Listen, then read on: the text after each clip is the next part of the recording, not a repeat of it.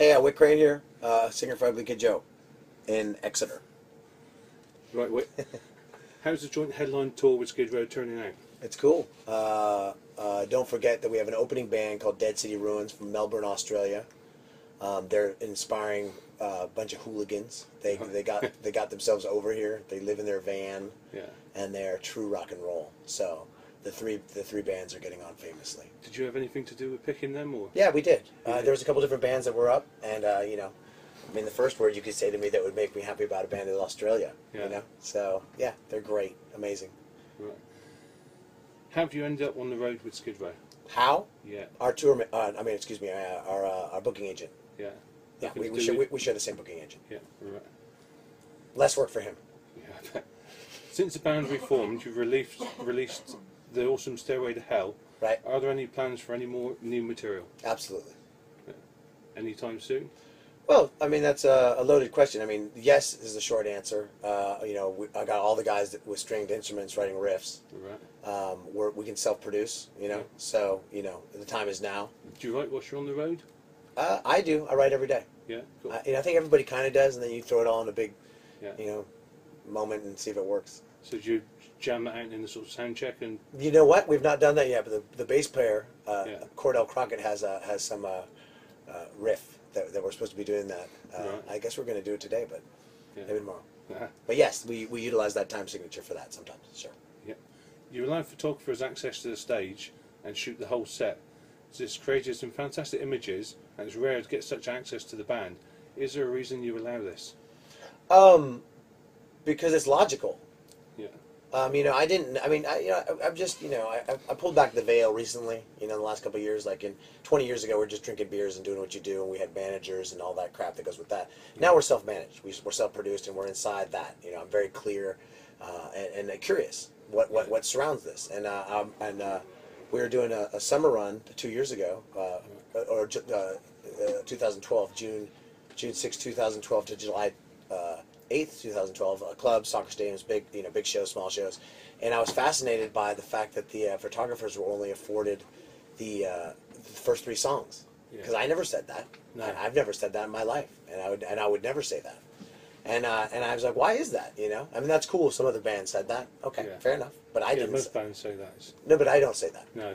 And I, you know, I'm into we, W-E, versus me. Like, me alone in a room is a lonely guy. Me with a bunch of cool people has a bunch of cool people around, including photographers or bandmates or security guards or whatever it is. It's just a bunch of people trying to have a good time. And, you know, I mean, if you can have someone, I mean, if you go look in fact, I'd love you to do it. Go in today and go to the merch and go look at the vinyl.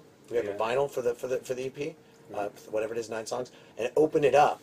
And inside the new digipack, you'll see a shot that's incredible from Sophia Rock's July 8th, 2012, which was manifested by that very moment. I stopped the show and said to the photographers, hey, fuck that. Come up here on stage. This is too cool not to capture. And this one photographer got this magnificent photo, and that's inside our artwork now. And that came from that. So why do I do it? So that we have something cool. Yeah, something different as well. All sweaty. Most people don't want that. I want it. Yeah, it looks so much better. Yeah. It looks more rock and roll for a start. Well, it's honest. Yeah.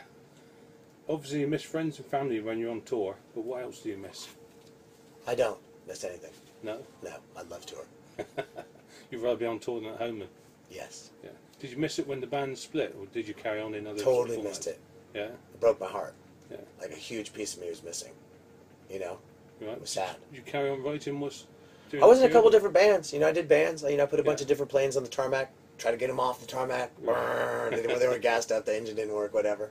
But for sure, you know, I feel personally I'm born to do this. You know, I'm born to perform and to, you know, interact with music, through music, be part of music. And so, you know, yeah, it drove me insane. Yeah, I bet. So, if you weren't doing this, what do you think you would be doing? Digging ditches. Yeah. Yeah. Simple as that. Yeah. Is there anything unusual in the band's rider?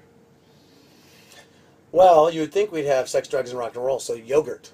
Yeah. Yogurt and blueberries. As fancy as that. That's as deep as we go. You know, I really, you know, I'm a 45-year-old guy. You know, I want this. I want this to work. I want to perform. I want to perform at a high level, And so as far as the rider goes, and what used to be on the rider, you know, from Yeah. Jack Daniels to beers or whatever it all is, and there's a couple beers on there. You know, I want healthy stuff. I want to put healthy stuff in my body, and I want Is that for the whole band or just yours? Or There's a couple of us that are on that side, and there's a couple of us on the other side. You know, you can't get everybody. no, true. What's the strangest thing you've received from a fan, and have you still got it? Huh. You know, I don't know if anything's real strange. I think it's just, they're all interesting things. Like, the Japanese fans are pretty cool. They make you dolls. Right. Like, really neat. I don't know if the word's ornate, but they put time in it, and they're like, here you are. It's like a optimistic voodoo doll. And you're like, okay. And so I think my mom, like, I'll bring stuff back. I mean, I travel very light. Right. So I don't have a lot of stuff. But, you know, I think my mom has some of those things. But I'm not quite sure what they are. She's got like a display cabinet with them. No, she just has them somewhere, like, you know, like, we should throw this away. And she's like, no, you're going to keep this. Yeah. No, you'll keep this. Mom's the boss. What's been the highlight of the career so far?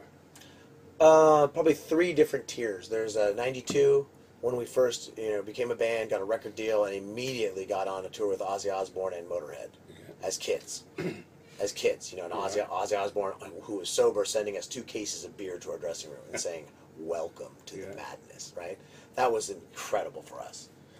And then, you know, in 95, we were able to secure the opening slot for Ugly Kid Joe, Van Halen, Bon Jovi, Soccer Stadium Tour in Europe. Incredible experience. There's lots of other stuff in there. You know, we went to Brazil and played with Robert Plant at Sepultura. And then, so the tiers would be 92, the Ozzy tour, 95, that Van Halen, Jovi tour, and then just recently, on August 1st, 2012, we played Polish Woodstock. We had the headlining slot, 500,000 people, and everything, like let's say sometimes you have a gig and everything goes wrong, and then sometimes you have a gig and everything goes right. We had a gig where everything went right, and it was, I mean, we had 4 club shows before. You know, this is a big show, biggest show we're ever going to play. And we had 4 club shows. You know, we were operating on all cylinders. We showed up. We were centered. We had a night off. Slept. Got up. Went. What an incredible crowd. I mean, the best. So that's a pretty big highlight. Helps, I suppose, if you're on top form as well. Absolutely. Yeah. You got to want it. Yeah. You can get away with more when you're a kid. Yeah. When you're 24, you can do all the things you'd think you'd do, and get up and hey, but your body, you know. Yeah, I know what you mean. Yeah. What's been the most embarrassing moment as a band? I don't know. I mean, I don't know the answer. No. Nothing strange, not falling over on stage, nothing like that. Well, we like that stuff. Yeah. Like, we went out of our way to embarrass ourselves, you know? Like, I'm like, because it wasn't embarrassing. Like, we're funny. I've seen that in the Everything About You video where you're diving around in the sand. Yeah. I mean, we're cynical people, so I mean, I think we enjoy we enjoy poking fun at the whole facade. So you know. Songwriting. Do you write the lyrics in the music or the music lyrics? Klaus in the early days was the primary guy. I mean, he wrote everything about you. He wrote Neighbor. That's him. Yeah. Everything About You is about our best friend Farrell T. Smith, who's now a fireman captain in Northern California. And then, funny enough, Neighbor's about me, and I didn't know that until like 5 years later. I'm like, who's that song about? He's like, it's about you, dumbass. And I was like, oh, okay. And then as we grew into a band, like Menace to Sobriety, then we all were writing. Yeah.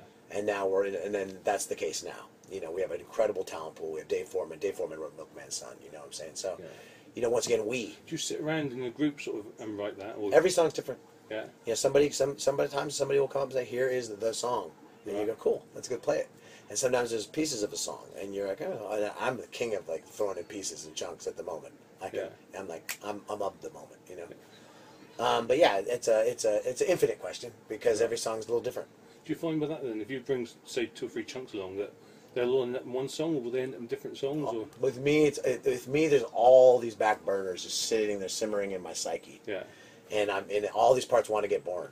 I suppose you'll hear a riff and think that'll go with that. Yeah. Yes. Yeah. Yeah. Who decides what goes on the albums?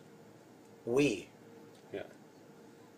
You don't sort of play them to friends or anything and see what they think, or? Well, I think it's kind of it's Darwin decides. Like, we went in and with a bunch of songs, and we thought some songs would be great, and they sucked. Yeah. And we were like, this song, and we're like, oh fuck, it's great. So you listen back to the songs, if they suck.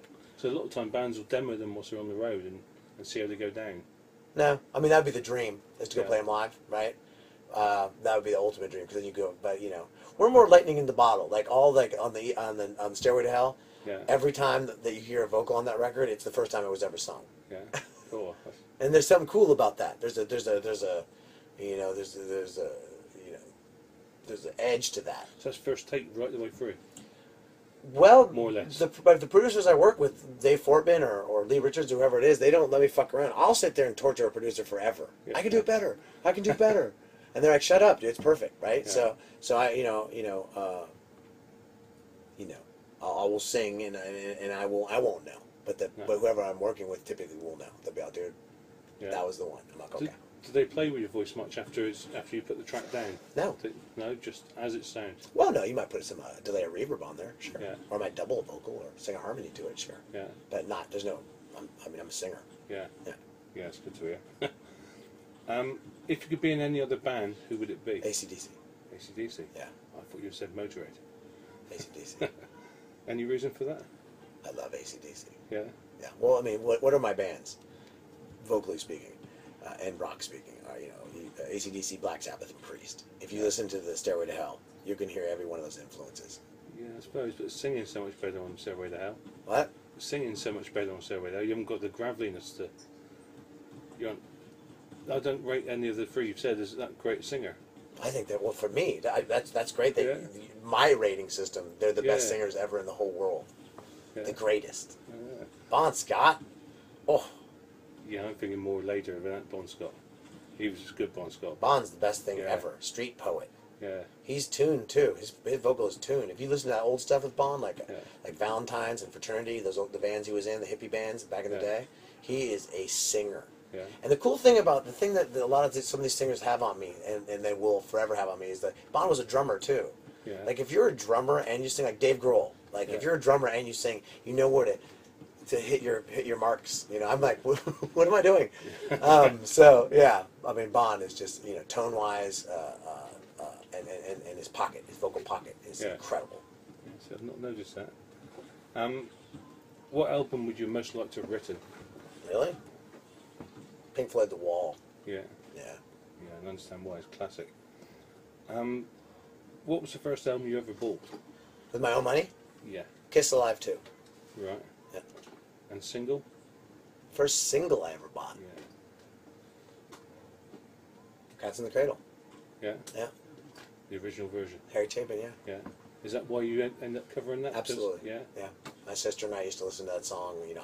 We had our separate rooms in our house. Yeah. And you stay in your room when it's time to sleep, and I would creep out to her room, and she'd be Yeah. all, and we put that single. We listened to it 100 times in a row. Yeah. Yeah. Yeah. Classic. Well, I prefer your version again. What's the most recent album you purchased, and do you buy the CDs or download them? Let me think about that. Most recent album I purchased.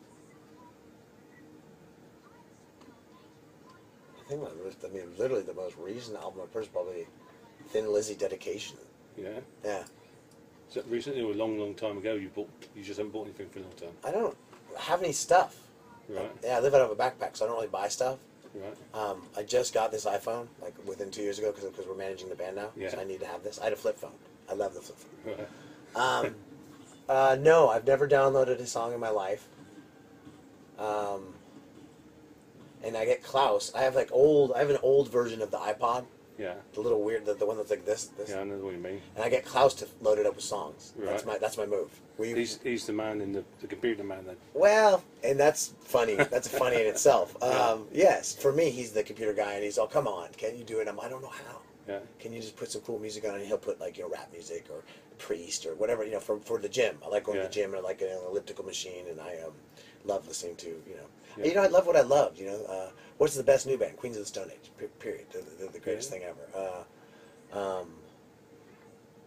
But yeah, I haven't bought a CD in a long time or whatever.